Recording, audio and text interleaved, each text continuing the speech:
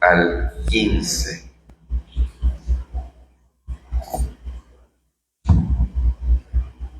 Después de esto, Jesús fue al otro lado del mar de Galilea, el de Tiberias, y le seguía gran multitud, porque veían las señales que hacía en los enfermos. Entonces subió a un monte y se sentó ahí con sus discípulos, y estaba cerca de la Pascua, la fiesta de los judíos.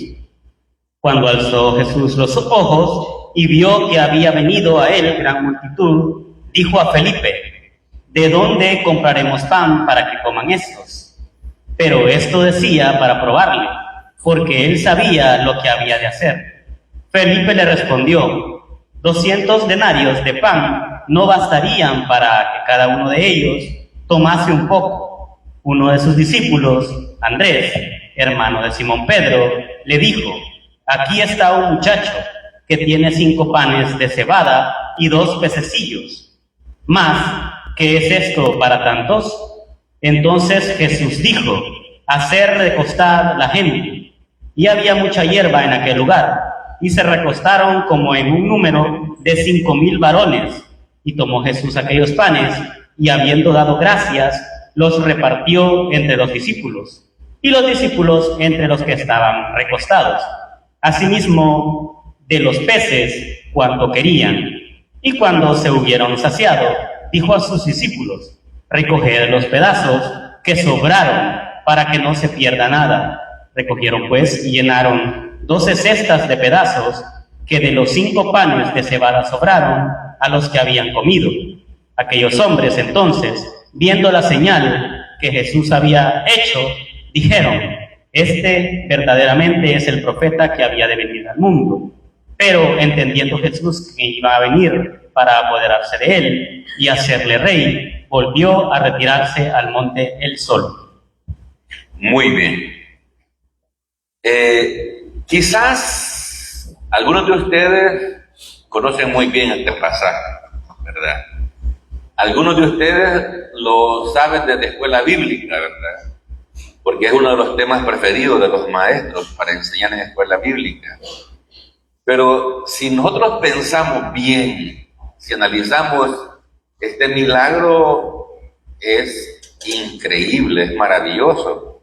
Porque fíjense, cuando Cristo sanó al paralítico de Betesda en el capítulo 5, solamente él fue el beneficiado. Y en este milagro, ¿cuántas personas fueron beneficiadas? ¿Cuántos hombres había? 5,000. Y si estos hombres daban con su esposa, ¿cuántos serían? 10,000. Y si esta pareja tuviera por lo menos un niño, que lo dudo, ¿verdad? Pero bueno, pongámosle uno, ¿cuánto sería? 15,000. Fíjense bien, este milagro es tan importante, pero tan importante que es el único que está en los 4 evangelios. O sea, y eso dice mucho, ¿verdad? Está diciendo el Señor: mire, pongan atención a esto. Esto es importante. Hermano, yo leí las 4 narraciones y hay muchísima información ahí. Por eso los primeros 3 son evangelios sinópticos. Tocan los mismos temas, pero con diferentes detalles. Entonces, el milagro es tan maravilloso, pero no está bien explicado. O sea, no está bien explicado cómo ocurrieron todos los eventos ese día, ¿verdad? Y oí un par de predicaciones y a veces algunos me ponen ahí, alguien dijo que eran 25,000 personas que estaban ahí. Y en verdad, uno por querer exponer bien la palabra y darle datos a las personas, uno a veces empieza a deducir, ¿verdad? Esto quizás fue así, y esto otro quizás fue asá, ¿verdad? Pero yo quiero que usted saque sus conclusiones nada más, ¿verdad? Así que, más o menos un resumen de lo que hemos leído ahorita, para que usted se le refresque la mente, es el siguiente. Jesucristo ejecuta el milagro de la multiplicación de los panes y los peces. Hacen grupos de 50 y 100. La gente se recuesta en la hierba, fe. Cristo oró, agradeció y partió los panes. Dio los panes a los discípulos y estos a la gente. La multitud comió hasta saciarse.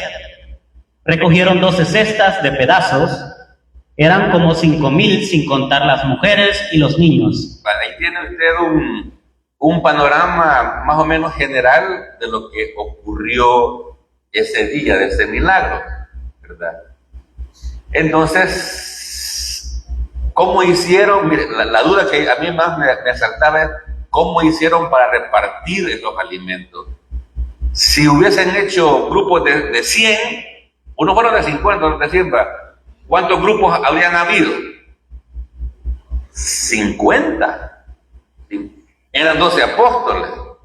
Y para repartir en esos 50 círculos de ¿cómo se llama? De 100 hombres, y las mujeres, y los niños, ¿verdad?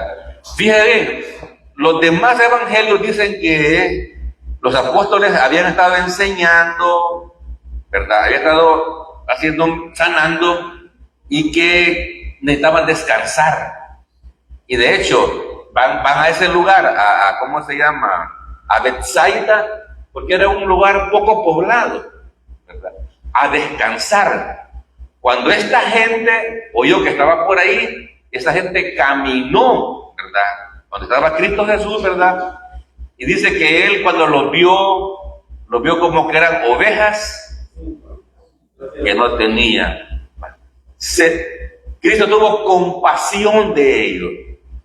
Los apóstoles estaban, hermano, rotos, ¿me entiendes? Cansados. Hay un principio en las iglesias, hermano, y es una verdad. Dios siempre llama a servir a gente ocupada.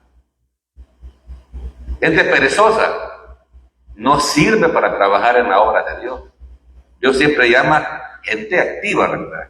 Así que aquí tenemos un mapa, ¿verdad? Recordemos que Cristo en el capítulo 2 convirtió el agua en vino en Caná de Galilea, aquí, Caná de Galilea, ahí convirtió el agua en vino. Luego él descendió aquí a Jerusalén y hizo una limpieza del templo, ¿verdad? Capítulo 2. En el capítulo 3, ¿qué hizo? Habló con Nicodemo aquí mismo también en Jerusalén. En el 4, ¿fue a dónde? A Samaria, a hablar con la mujer, ¿verdad? Con la samaritana. En el 5, bajó otra vez a Jerusalén y sanó al paralítico de Betesda. Y ahora en el 6, ¿a dónde está? Está acá, miren, en Betsaida. ¿Cómo dice el versículo 1? Después de esto, Jesús fue al otro lado del mar de Galilea, el de Tiberias. ¿Cuál es el mar de Galilea en este mapa? Es este. ¿Es un mar? ¿Es un mar? No, es un lago, ¿verdad? El lago es una gran extensión de agua en la tierra. Pero le decían el mar porque es inmenso, ¿verdad? Y aquí, a la par del mar de Galilea, está Betsaida, ¿verdad? Aquí está más arriba, está Capernaum, donde Cristo hizo muchos milagros, ¿verdad? Entonces usted ve que el ministerio de Cristo fue muy activo. Entonces estamos acá en Betsaida, ¿verdad? Y repito el versículo 1. Después de esto, Jesús fue al otro lado del mar de Galilea, el de Tiberias. Otra cosa también en la Biblia, un detalle es de que algunos lugares a veces aparecen con dos o tres nombres, ¿verdad? Aquí el mar de Galilea, que es más bien el lago de Galilea, se le llamaba también el de Tiberias en honor a Tiberio, un César romano, ¿verdad? Entonces, ¿qué pasó? O sea, ¿cuál era el contexto de este milagro? El mar de Galilea era realmente un lago. Esto sucedió después de la muerte del Bautista. Exactamente. Después que matan a Juan el Bautista, ¿verdad? Cristo se aleja con la idea de tener un retiro de descanso con los apóstoles, pero como ustedes saben, fue un momento para trabajar más, de ayudarle, de hacer buenas obras de fe para ayudarle a las personas. Los apóstoles habían estado sanando, enseñando y estaban muy cansados que ni aún tenían tiempo para comer. Así dice exactamente la Escritura, que habían estado tan ocupados que mucha gente entraba, mucha gente salía y que ni tiempo para comer les quedaba. La gente buscaba a Cristo por milagros o porque deseaban vida eterna o querían pan.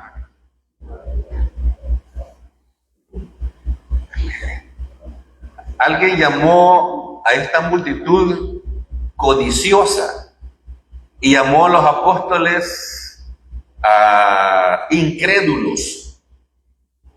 Y en cierta parte tienen razón, ¿verdad? La gente buscaba a Cristo no por lo que Él es o era, sino que por lo que le podía dar.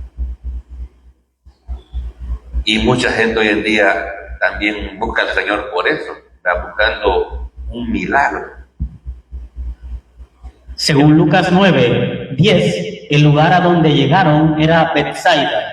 Ya les dije, Betsaida era un lugar donde había mucha pobreza, había poca gente, era un lugar hasta cierto punto despreciado, pero la gente era orgullosa. A veces se cree que tal vez la gente más humilde o la gente pobre a veces se cree que la gente pobre puede ser la más humilde. No, es a veces la más orgullosa. ¿Por qué digo eso? ¿Qué enseñó Jesucristo acerca de Betsaida en Mateo 11? ¿Qué enseñó Cristo de Betsaida? Betsaida se parece a San Miguel, fíjense. Cristo dijo Entonces, en Mateo 11, 20, 22. Entonces comenzó a reconvenir a las ciudades en las cuales había hecho muchos de sus milagros, porque no se habían arrepentido, diciendo: Cristo había hecho muchos milagros en esas ciudades, ¿verdad? Y la gente no había cambiado su forma de pensar, de creer que se podían salvar por sus buenas obras. La gente no se había arrepentido de pensar que la salvación era por Cristo, no por esfuerzo personal. Ay de ti, Corazín, ay de ti, Betsaida, porque si en Tiro y en Sidón se hubieran hecho los milagros que han sido hechos en vosotras, tiempo a que se hubieran arrepentido en silicio y en ceniza. El juicio de Dios es para Corazín y Betsaida, ciudades de Israel, ¿verdad? Donde han hecho muchos milagros, y dice Cristo, si en Tiro y Sidón, que no eran ciudades judías, si hubieran hecho estos milagros, se hubiesen arrepentido, hubiesen puesto la fe en el Mesías. Pero no, la gente quería alimento, pan. Y concluye Cristo: por tanto os digo que en el día del juicio será más tolerable el castigo para Tiro y para Sidón que para vosotras. En el día del juicio, porque va a haber un día de juicio, ¿verdad? Va a ser más tolerable el castigo para Tiro y Sidón que para San Miguel, ¿verdad? Porque aquí en San Miguel han habido muchos milagros. Usted es un milagro de Cristo Jesús, ¿verdad? Y Dios ha hecho también milagros en su vida, ¿verdad? Pero la gente, ¿verdad?, vive como que si Dios no existiera. Muy bien, vamos a Juan 6:2. Y le seguía gran multitud, porque veían las señales que hacía en los enfermos. ¿Por qué le seguía la multitud? Entonces, sí, ¿verdad? La gente era codiciosa, quería milagros, ¿verdad? Quería sanidades, no quería palabra de vida eterna. Entonces el versículo es muy claro. Vamos a ver. Sí. Las multitudes seguían a Jesucristo por los milagros y no por fe.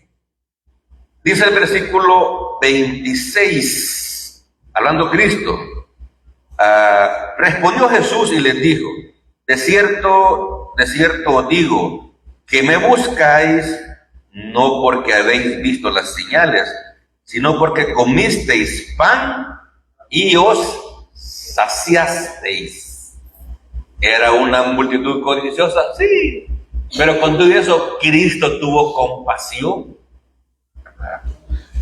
Y eso es lo maravilloso de nuestro Señor, que a pesar de lo que somos, que a pesar de lo que hemos hecho, ¿verdad? Su sangre nos redime, ¿verdad?, de todos nuestros pecados, pasados, presentes y futuros, y cuando ejercemos la fe en Él, nos da la vida eterna que no merecemos.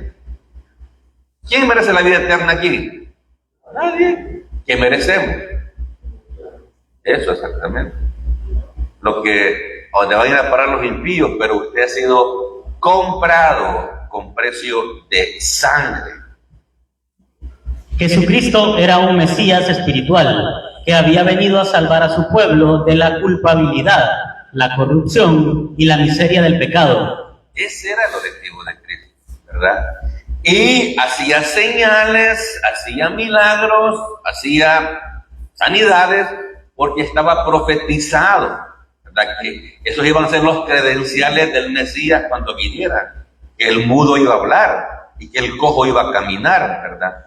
Pero su objetivo verdadero era salvar a su pueblo de la culpabilidad, de la culpa del pecado, de la corrupción y de la miseria del pecado. El incrédulo dice que es libre, como lo vimos en la mañana, pero no. Si Pablo se sentía miserable cuando pecaba, ¿cómo se siente el no creyente? Que a veces medita y piensa, ¿y si hay infierno después de esta vida? O si hay otra vida después de esta vida, ¿verdad? No crea, ellos meditan, ellos piensan, ¿verdad? Dice Mateo 6:34, Marcos, perdón. Y salió Jesús y vio una gran multitud y tuvo compasión de ellos, porque eran como ovejas que no tenían pastor, y comenzó a enseñarles muchas cosas. Cristo, verdadero Dios y verdadero hombre. ¿Se acuerdan cuando cuando murió Lázaro? ¿Qué dice la Biblia que pasó? Que Cristo lloró, ¿verdad? Aquí dice que Él tuvo compasión. ¿Por qué? Porque miraba a la gente como ovejas sin pastor. Ojalá que como creyentes salvados por eso, veamos a los no creyentes, hermano, como cabras, ¿verdad? Porque son cabras, ¿no? O como ovejas sin pastor, ¿verdad? Incrédulos. No saben que van rumbo al infierno. Ellos creen que tienen libertad y más bien son esclavos del pecado, ¿verdad? Entonces Cristo tuvo compasión. Y esa es una palabra muy importante. Los apóstoles, hermanos, eran poco compasivos porque eran lentos para aprender como nosotros. Los humanos somos poco compasivos. Fíjense que hay un detalle en los evangelios que dice que los apóstoles, al ver la gran multitud de gente y no había comida, le dice, despache a la gente. Y ahí no había, hermanos, ni tiendas. Ya estaba oscureciendo. Despacha a esa gente. Y después le pregunta a Cristo algo a Felipe, que vamos a ver más adelante. Hermano, los creyentes, nosotros, somos bien lentos para aprender. Por eso nuestro método de enseñanza es repetitivo, ¿verdad? Porque aquí repetimos las cosas más importantes de la Biblia. Entonces, los apóstoles, mi respeto, lentos para aprender. ¿Qué es la compasión del Señor Jesucristo? ¿Qué es la compasión? ¿Qué es compasión? La compasión en la Biblia se define como la empatía y preocupación por el sufrimiento de los demás, reflejando el amor y la misericordia de Dios hacia la humanidad. La compasión en la Biblia se refiere como la empatía o preocupación por el sufrimiento de los demás. Hay gente que sufre en este país, hermano. Sí, hay que ser compasivo, ¿me entiendes?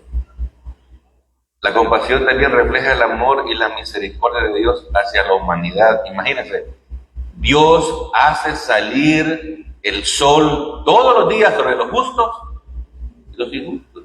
Es la gracia general de Dios. Sí. ¿Ustedes alguna vez han oído hablar de Martin Luther King? Yo esta semana leí una anécdota. Martin Luther King fue un pastor bautista. Él peleó por los derechos de los morenos en Estados Unidos. Hoy en día dirían, se está metiendo en política. No, había una segregación racial, hermano, en Estados Unidos, donde había escuelas solamente para blancos. Y en los buses, si usted no veía un bus y era morenito, no se podía sentar en el asiento porque era para los blancos. ¿Es eso política, hermano, o injusticia? Es injusticia. Y en ese tiempo también la gente de piel morena no podía votar. No podía elegir a sus gobernantes corruptos, para decirlo de buena manera. Y la anécdota que leí ahora, esta semana, fue de que de una mujer que en una manifestación pacífica, ¿verdad?, para que pudiesen votar los morenos, viene la policía y la golpeó toda, la dejó tirada en el suelo. No murió la señora. La señora, cuando estuvo de presidente Barack Obama, él la presentó en una reunión que tuvo. Ella ya era una anciana en silla de ruedas. El punto es, hermano, de que muchas veces como creyentes no tenemos compasión hacia la gente que está sufriendo. Deberíamos, ¿verdad? Y usted sabe la historia. Bueno, quizás algunos no saben la historia de Martin Luther King. Eso pensaron en ese tiempo, se está metiendo en política. Hay un discurso que él dio, yo tuve un sueño. Ahí en su casa lo busca. Yo tuve I have a dream. Entonces, hermano, alguna gente como hoy insensible pensó que se estaba metiendo, que era pastor, que se estaba metiendo en política, y lo mataron de un balazo. Porque siempre hay gente insensible, siempre hay fanáticos políticos. Y nuestro hermano Martín murió. A tal grado que ahora hay un día especial en Estados Unidos que se celebra como el día de Martin Luther King, ¿verdad? Lo que yo quiero decirles, hermanos, es: pensemos en el dolor ajeno. Mire, este caso de esa guerra. A los gobernantes corruptos que inician la guerra no les pasa nada. ¿Quiénes son los que mueren? El pueblo, la gente, mujeres, niños, ancianos. Gente que supuestamente los gobernantes llegan ahí para ayudarle al pueblo. No, hermano, tenemos que tener un ojo y visualizar las injusticias. ¿Verdad? Muy bien, sigamos. Dice Efesios 4:32, y es para nosotros, hermano. Más bien, sean bondadosos y compasivos unos con otros, y perdónense mutuamente, así como Dios nos perdonó a ustedes en Cristo. Y esas son sugerencias de Dios para nosotros, hermano.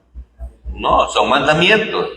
Es la NTV, Más bien sean bondadosos y compasivos. Mire, entre nosotros, papá, para no ir tan lejos, para que no sea mucha gente, para que le sea más fácil a usted.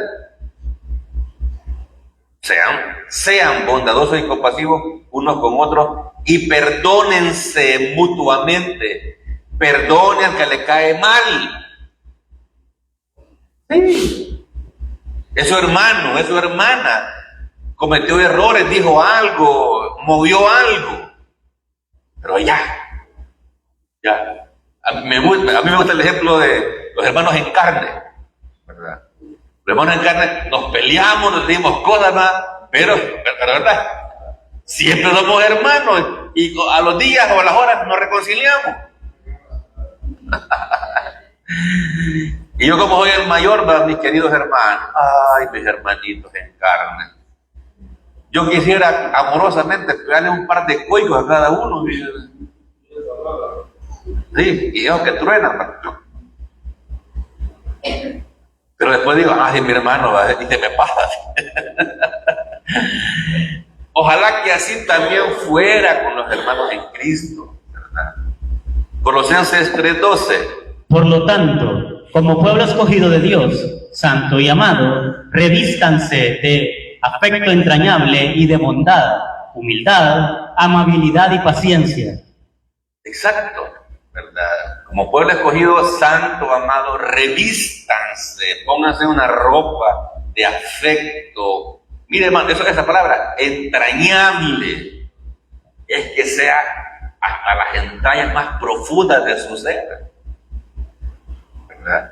Bondad, humildad, amabilidad y paciencia.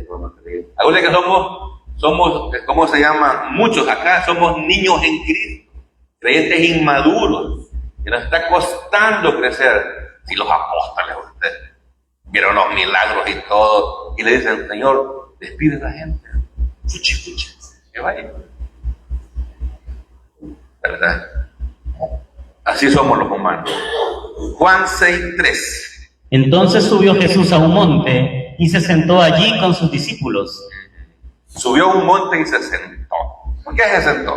Jesucristo se sentó para enseñar, porque esa era la costumbre en ese tiempo. Cristo primero dio el pan espiritual y luego el material. Y me gusta esto. Antes de multiplicar los panes, Cristo les dio palabras de vida eterna. Porque eso era lo más importante para él, ¿verdad? Se sentó, era la costumbre de los maestros, de los rabís, a sentarse y enseñar.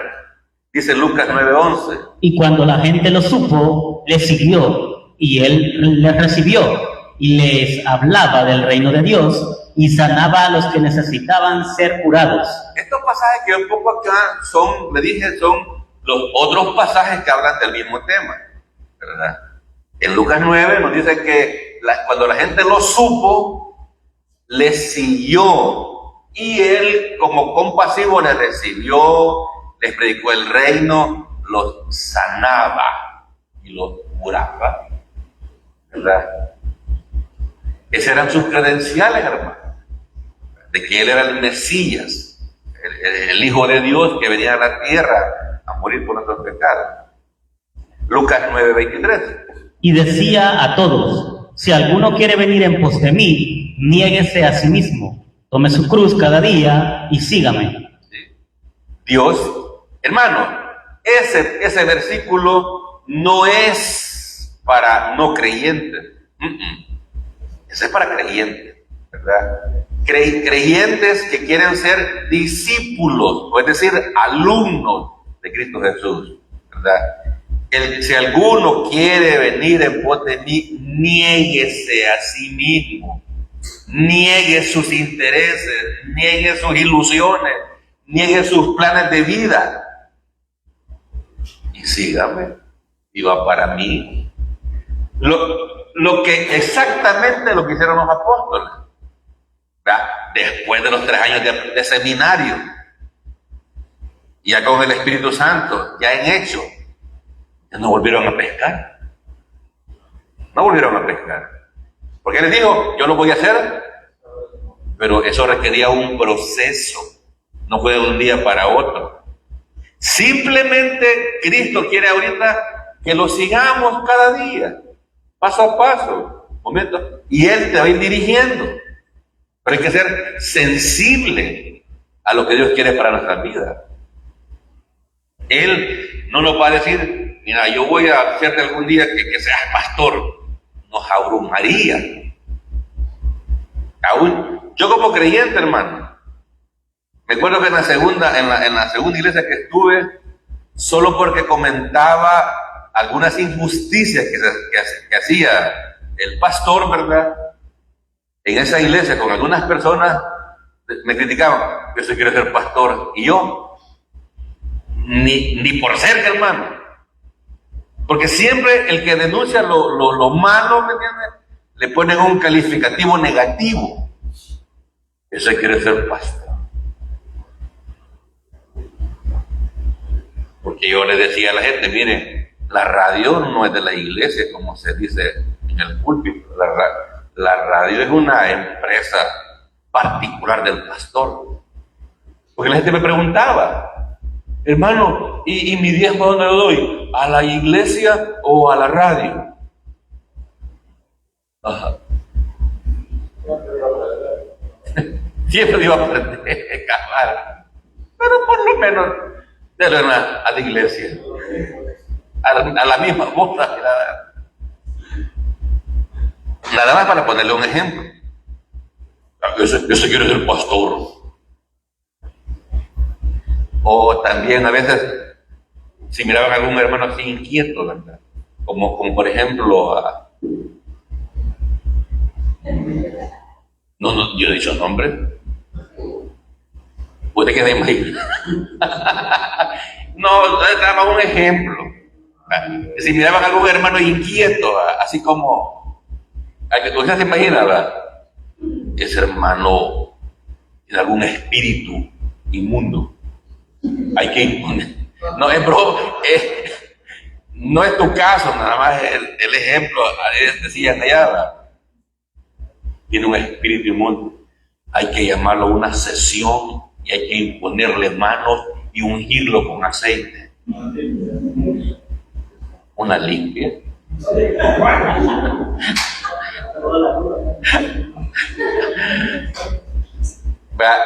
Entonces los hermanos líderes de células me preguntaban, no, eso no es nada. Eso nada más es emocionalismo, es tratar de persuadir a la gente que cambie su forma de ser. Y lo peor era que, así domingo en la tarde como ahora, yo me sentaba en las últimas filas en la iglesia, ¿verdad? Y atrás de la última fila habían hecho una división de Playbook. Ahí hacían las limpias, hermano. Y pasaba la ensaya.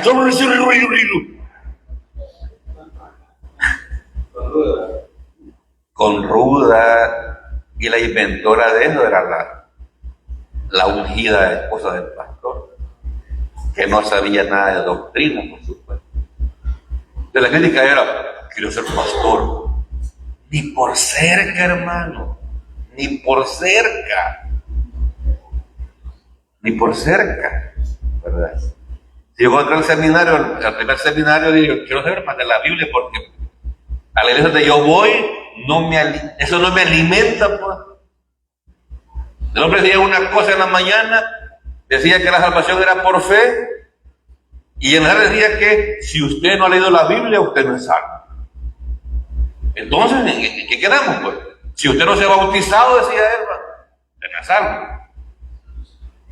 Entonces, eso fue lo que a mí me animó a ir al seminario. Punto suspensivo. Sigamos. Juan 6:4. Y estaba cerca la Pascua, la fiesta de los judíos.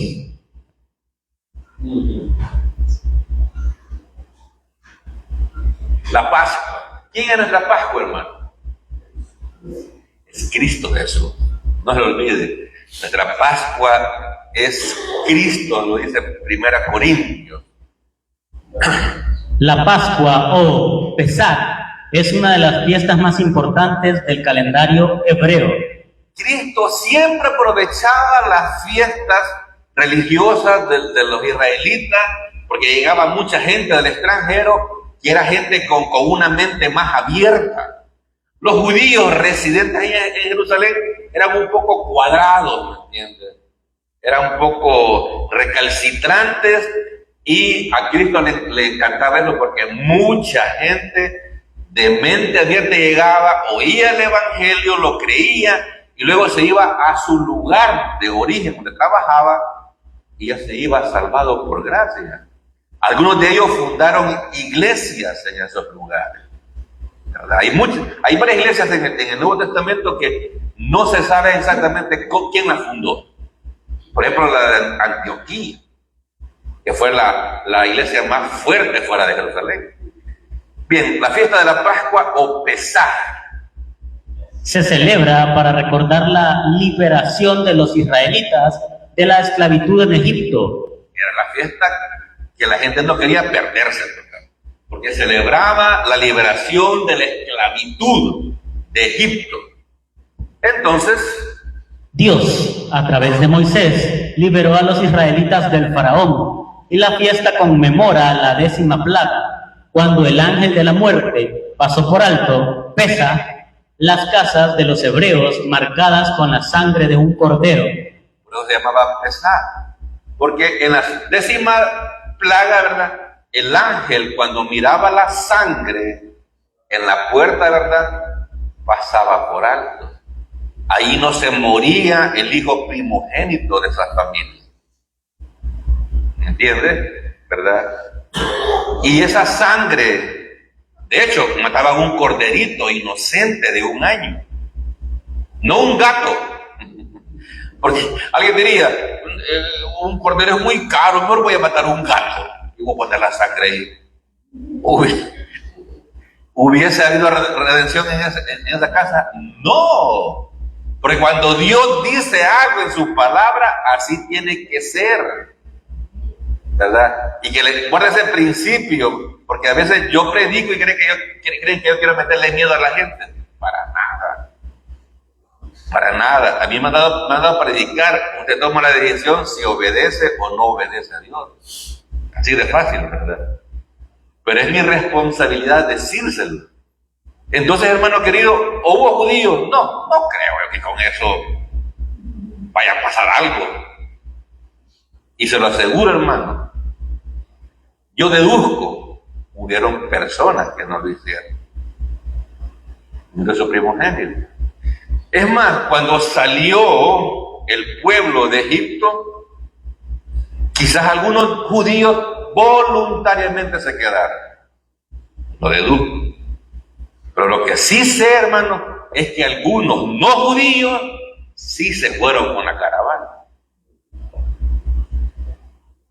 ¿Me entiende? Es que Dios, hermano, Dios es amplio en misericordia. Y Dios nos ha dado libre albedrío para que usted escoja a quién va a servir, si a Jehová o a los ídolos. No hay para dónde. ¿Qué dijo Josué? Yo y mi casa serviremos a Jehová. Y punto. Y punto. ¿Verdad? Entonces, hermano, esa es una decisión que tenemos que hacer. Se nos olvida. No, o sea, tenemos que ser decididos a elegir siempre las cosas de Dios. Cristo superior a la Pascua, Moisés y el maná. Si a mí se me escapó algo días atrás, es cuando Cristo sana en día sábado al paralítico de Betesda, es que también quería demostrar que Él era superior al día sábado. Así como también Cristo es superior a la Pascua judía. Cristo es superior a Moisés profeta. Cristo es superior al maná. Cristo es superior a los ángeles.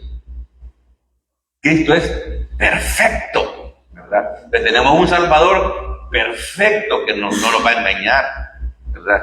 Que por eso Él demostró su amor primero en la cruz a derramar su sangre, ¿me entiendes? Por amor a nosotros, para perdonar nuestros pecados pasados, presentes y futuros. Bueno, ya les dije, aquí queda el mar de Galilea.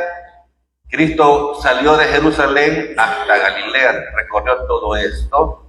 Y vamos a Juan 6:5. Cuando alzó Jesús los ojos y vio que había venido a él gran multitud, dijo a Felipe: ¿de dónde compraremos pan para que coman estos? A Felipe. Felipe es uno de los apóstoles no muy mediático, vamos a decirlo, no tiene mucho protagonismo en las escrituras. Pero acá le dije, Cristo está probando la compasión de Felipe. ¿Qué dice Marcos 6:33? Pero muchos los vieron ir y les reconocieron, y muchos fueron allá a pie desde las ciudades y llegaron antes que ellos y se juntaron a él. Esto lo dice lo que le dije, los otros pasajes, ¿verdad? Fíjense bien, me llamó la atención porque la gente, cuando lo reconoció, muchos fueron caminando, buscando a Cristo Jesús. Acuérdense que en ese tiempo no había medios de transporte.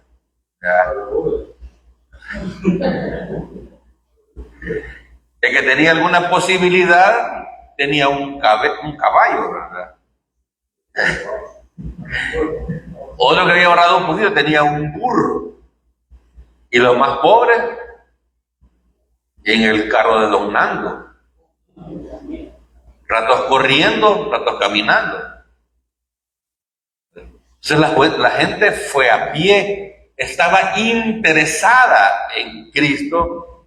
Por eso hay un dicho que yo lo aprendí estudiando esto, miren. Si hay un verdadero interés, hay pies. Si a usted le interesa algo y no hay carro, no hay transporte, usted se va en bus, ¿verdad? O a pata. En buen salvadoreño, ¿verdad? Cuando hay interés, hay pies. Porque nos interesa. Muy bien. Cristo estaba examinando cuánto habían avanzado espiritualmente los apóstoles. Sí, porque se arma un diálogo antes del milagro. Felipe, ¿de dónde compraremos pan para que coman esto? ¿Ah? La respuesta. Perdón. ¿Por qué hacía Cristo esto? Pero esto decía para probarle, porque él sabía lo que había de hacer. ¿Querrá decir esto, hermano, que Dios nos prueba a nosotros? Sí. ¿Cómo probó Dios al padre Abraham? Dame Isaac, dámelo, yo te lo di, dámelo. Y Abraham obedeció. Imagínense, y los creyentes hoy en día no queremos darle el tiempo a Dios. ¿Cuánto es? 1 hora y media por culto. Y Abraham fue decidido a sacrificar a su hijo. ¿Por qué? Porque era un creyente. Debo aclarar que cuando Abraham fue justificado por la fe sola, ¿verdad? En Génesis 15, cuando Dios le pide a Abraham a Isaac, ya Abraham era un creyente maduro, había recorrido quizás unos 45 o 50 años de ser creyente, había madurado en la fe. Dame tu hijo, dámelo,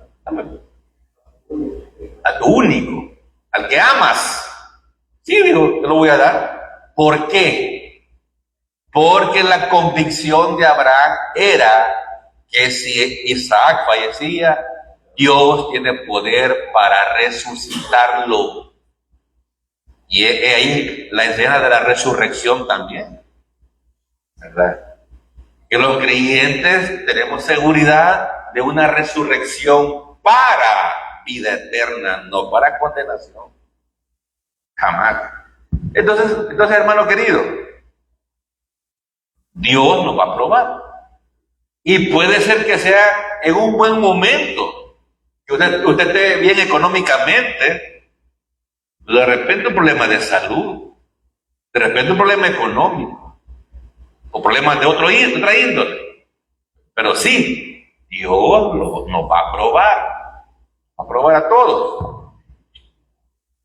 Aquí, el significado es que el Señor quería dar una oportunidad a Felipe para revelar si se compadecía de aquella gente que no tenía comida.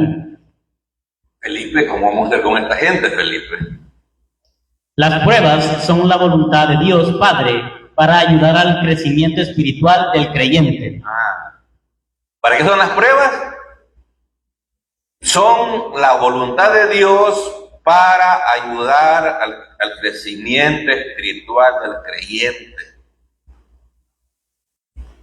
Ahorita que está bien, usted lea la palabra, métase con Dios, venga el día martes, estudie, tome las cosas de Dios en serio. Porque cuando vienen las pruebas, es que Dios te está pidiendo más. ¿Verdad? Dios sabe que aún yo me considero que llevo una vida cómoda. Yo no soy el pastor que debería de ser. Lo sé. Yo lo sé. Entonces, Dios siempre quiere que avancemos espiritualmente, ¿verdad? Así que pruebas van a venir. Y cuando hay pruebas, es que Dios quiere algo y usted puede obedecer o dejar que la prueba pase y seguir siendo el mismo. ¿Me entiendes? Yo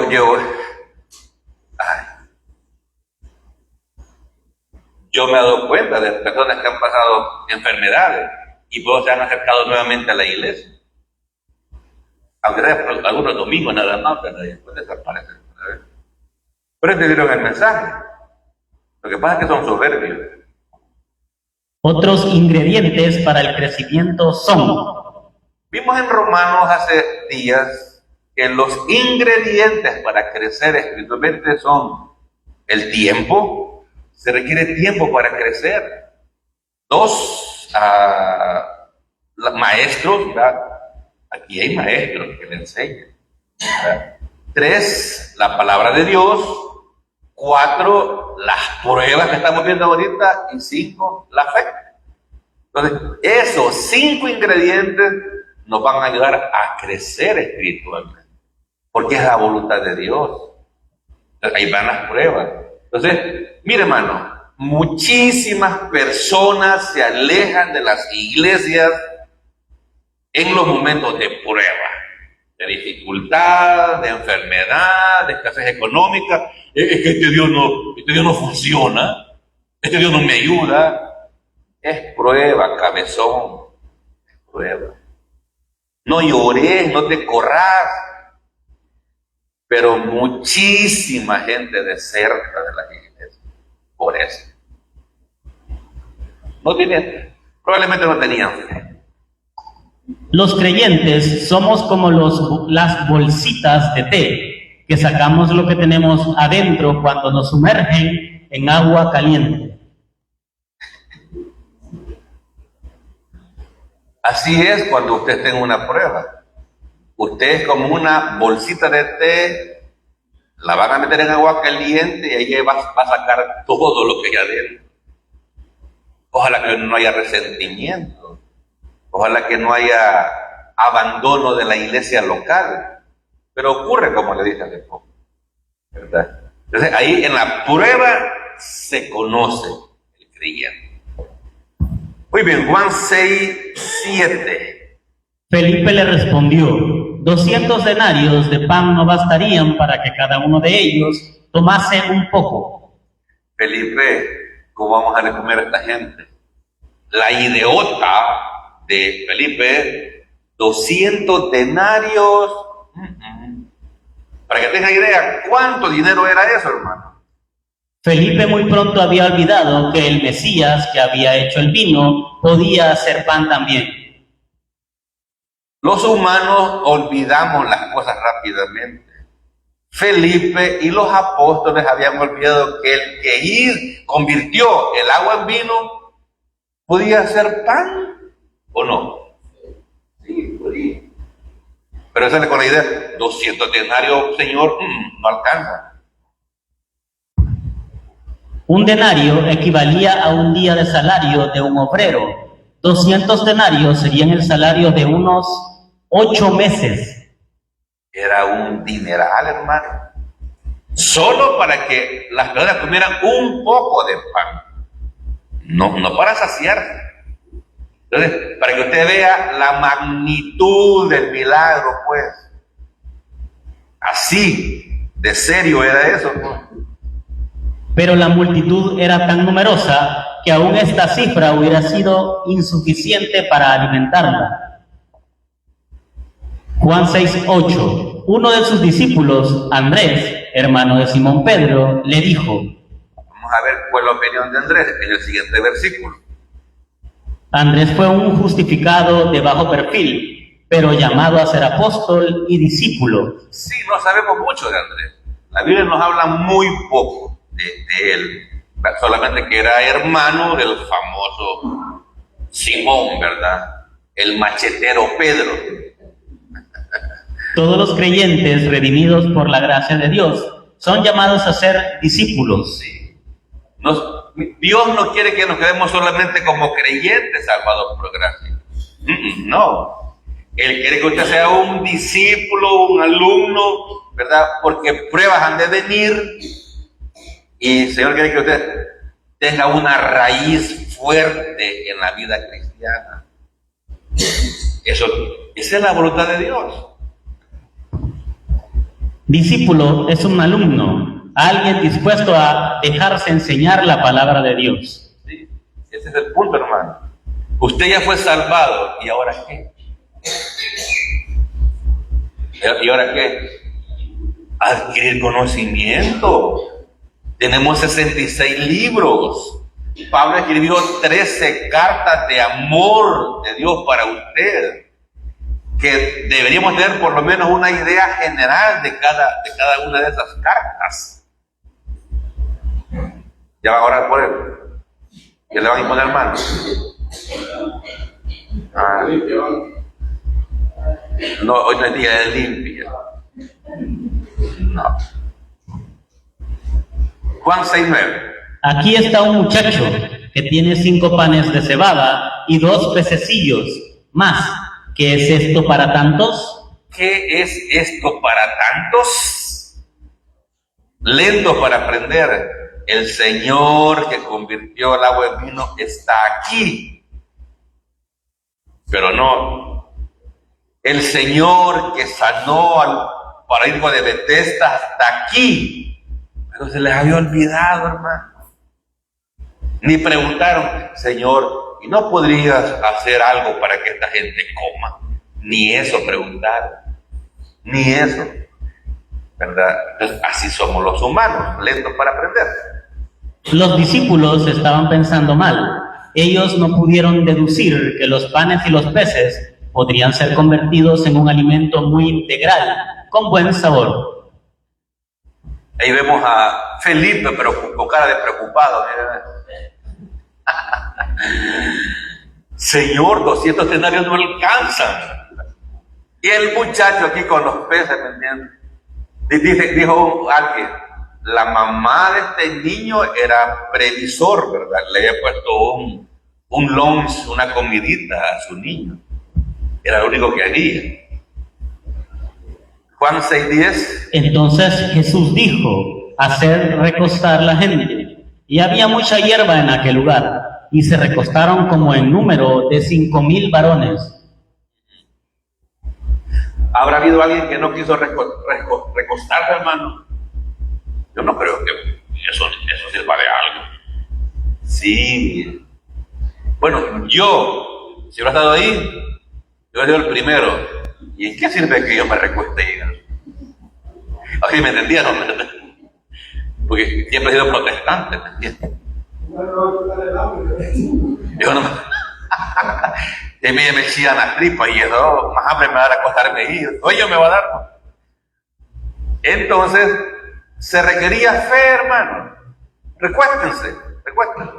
Grupos de 50, grupos de 100, No sé si los de 50 eran de niños o de mujeres, no sabemos. Como le digo, hay muchas interrogantes. ¿Por qué grupos de 100 y 50? Vale. Entonces había mucha hierba y había que recostarse. ¿Esperaban ellos ver un milagro? ¿Esperaba la gente ver un milagro? Sí, por eso andaban ahí, ¿verdad? ¿Sería esta la razón por la cual ellos obedecieron el mandato de sentarse en orden? Sí, sentémonos, vamos a ver qué pasa. Es posible que se contaran los hombres porque había muchas más de ellos que de mujeres y niños. Sí, esas son deducciones que encontré por ahí, ¿verdad? Los hombres eran más fáciles de contarlos, eran más altos y 5,000 hombres, varones. Ahí vemos cómo se llama, entregándole a Cristo los panes y los peces. Juan 6:11. Y tomó Jesús aquellos panes, y habiendo dado gracias, los repartió entre los discípulos, y los discípulos entre los que estaban recostados. Asimismo, de los peces, cuanto querían. Ahí está la situación, ¿verdad? Fue un trabajo enorme de los discípulos. ¿Que habían más discípulos además de los apóstoles? Posiblemente. Porque vamos a ver más adelante, en este mismo capítulo, que algunos discípulos, dicen, que volvieron atrás. Y le dice Pedro, Señor, se van. ¿Qué dijo Cristo? ¿Acaso quieren irse también ustedes? Entonces, habían otras personas que andaban ahí en el círculo de los apóstoles. Pero igual, hermano, era un trabajar tremendo. Era un trabajo duro, ¿verdad?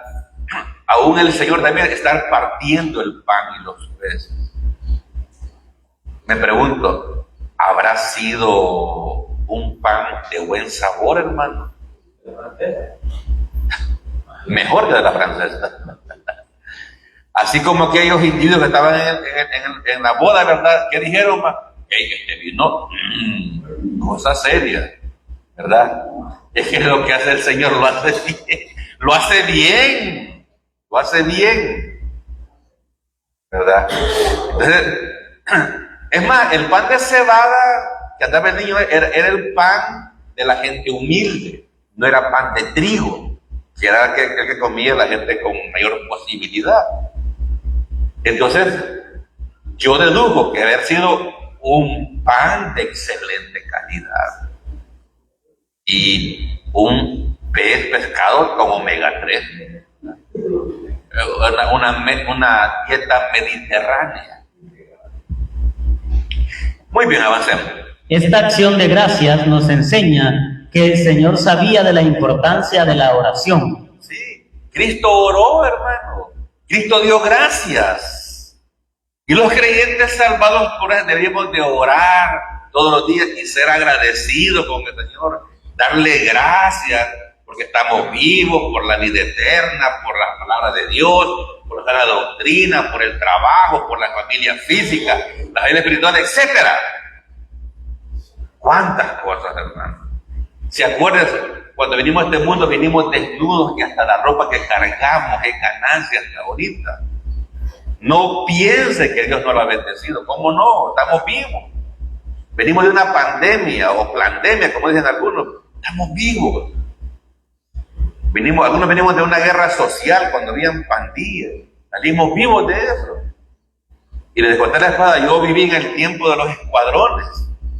Algunos de mis amigos fueron muertos. Estamos vivos. Dios ha sido bueno. Dios ha sido bueno. Todas las personas que estaban presentes recibieron todo el pan que quisieron. Me acordé, al hablar de escuadrones me acordé de algo. Otro día los cuento, me voy ahorita. El próximo domingo, no, que en un tiempo, aunque usted no lo crea, yo practicaba básquetbol, Estadio Charlet.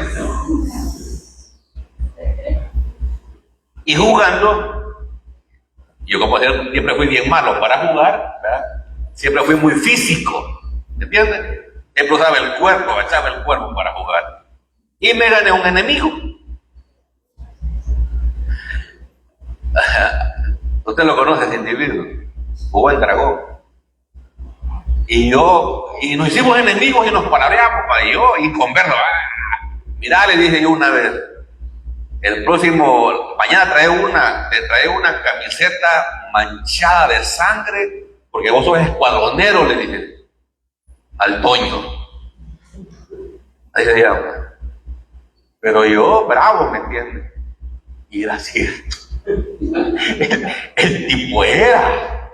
Pero yo, de bravo que le había dicho, porque cholo, ¿verdad? Cara de malo, de barba. Vivía sobre la Roosevelt, hasta desubican. Del Charlet, así.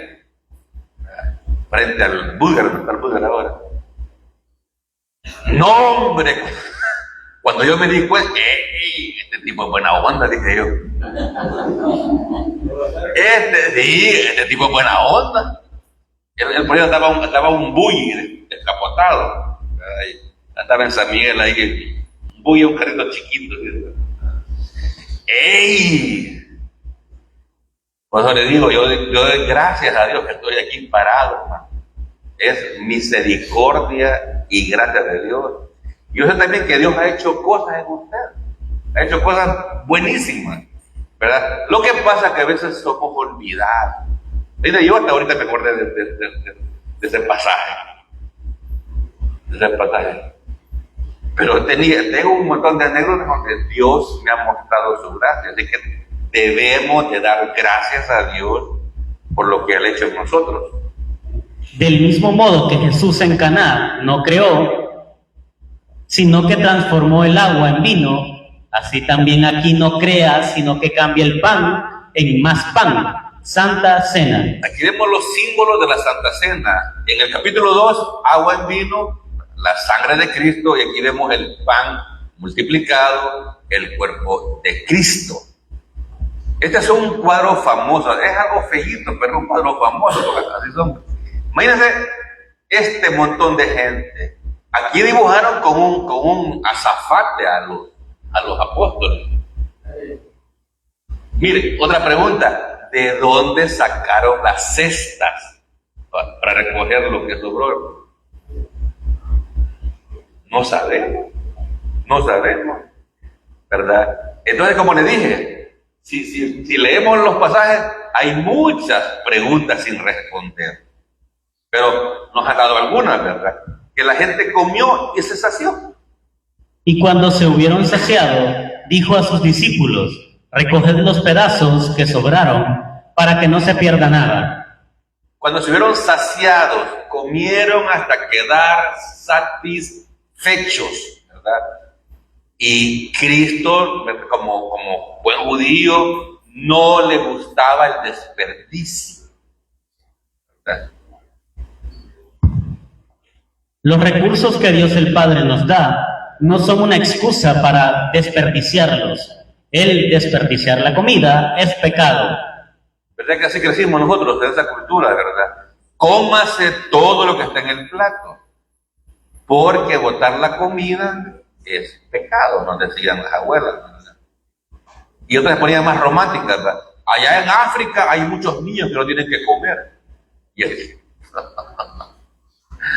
No sé ahora cómo están, ¿verdad?, las madres y las superabuelas si enseñan eso a sus hijos, pero es una verdad. Recordemos que esta zona de Galilea era habitada por personas en extrema pobreza, tanto material como espiritual. Sí, rechazaron a Cristo, pobres materialmente y también espiritualmente. Juan 6:13. Recogieron, pues, y llenaron 12 cestas de pedazos, que de los 5 panes de cebada sobraron a los que habían comido. Posiblemente estos alimentos fueron repartidos entre los asistentes a la predicación o entre los vecinos del lugar o ambos grupos.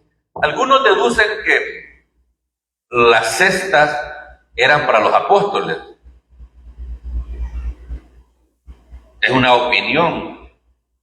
Yo puse eso ahí porque yo deduzco que lo que se recogió era para darles de llevar, ¿verdad? Más que todos los que andaban, las parejas que andaban niños, ¿verdad? O darlo ahí a la gente vecina, ¿verdad? Pero no se desperdició la comida. En este pasaje aparecen 2 peces, 5 panes, 12 cestas, grupos de 50 y 100 personas, 200 denarios y 5,000 hombres. ¿Cuál es el número que más se repite? El 2 y el 5. ¿Están de acuerdo? El 2 y el 5, dice Jan. ¿Cuál es el número que más se repite? Mario. ¿Ah? Sí, ese que dice Mario. ¿Cuál es, hermano Andrés?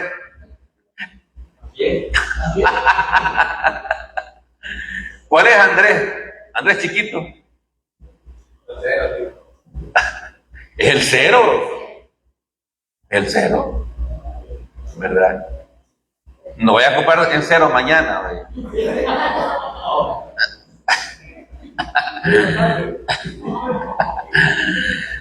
Es porque algunos dicen que existe la numerología, ¿verdad?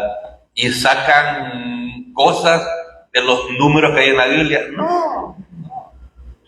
Pero a mí me llamó la atención, ¿verdad? Y por eso lo puse ahí, ¿verdad? Y al principio pensé que era el 2, pero no, es el 0. En 200, en 5,000, hay más ceros. Pero bueno, vamos terminando. Aquellos hombres entonces, viendo la señal que Jesús había hecho, dijeron: este verdaderamente es el profeta que había de venir al mundo.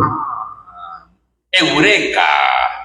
Los hombres dijeron: este verdaderamente es el profeta. Cuando sanó al paralítico, no hubieron esas expresiones, ¿verdad?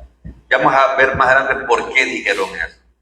Identificaron a Jesucristo con el profeta que Moisés prometió en Deuteronomios 18:15. Moisés dijo, ¿verdad? El Señor Dios les dará un profeta como yo. Ustedes esperaban un profeta. La gente imaginaba ver en él un Mesías terrenal y político, según la esperanza farisaica, como claramente lo revela el versículo 15. Ajá. Él quería un Mesías terrenal y político que les iba a dar el pan de cada día y que ellos ya no iban a trabajar. Miren qué bonito, ¿verdad? O sea, era una multitud codiciosa.